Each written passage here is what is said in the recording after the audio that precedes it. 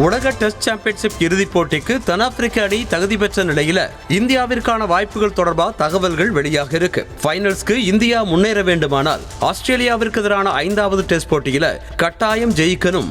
அதே போல ஆஸ்திரேலியாவிற்கு எதிரான தொடர இலங்கை அணி முழுமையா கைப்பற்றணும். குறைந்தபட்சம் போட்டி சமன்ல முடியணும். அப்படி நடந்தா இந்தியா ஃபைனல்ஸ்க்கு முன்னேற வாய்ப்பு இருக்கு. ஆனா ஆஸ்திரேலியா இன்னும் ஒரு போட்டியில ஜெயிச்சா இந்தியா வெளியேறும்.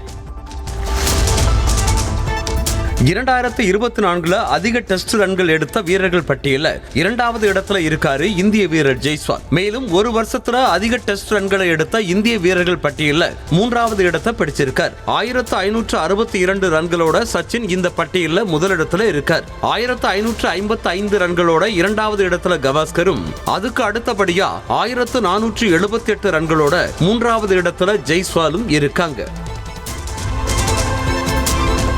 ஒரு டெஸ்ட் சீசன்ல அதிக முறை ஒற்றை இலக்கத்துல ரன் எடுத்த வீரர் என்ற மோசமான சாதனையை படைச்சிருக்காரு இந்திய கேப்டன் ரோஹித் சர்மா. 2024-25 டெஸ்ட் சீசன்ல 15 இன்னிங்ஸ்ல விளையாடி இருக்க ரோஹித் சர்மா 10 இன்னிங்ஸ்ல ஒற்றை இலக்க ரன்களை மட்டுமே எடுத்திருக்கார். இந்த சீசன்ல 17 இன்னிங்ஸ்கள்ல விளையாடி இருக்க விராட் கோலி 9 இன்னிங்ஸ்ல ஒற்றை இலக்க ரன்களோட வெளியேறி இருக்கார்.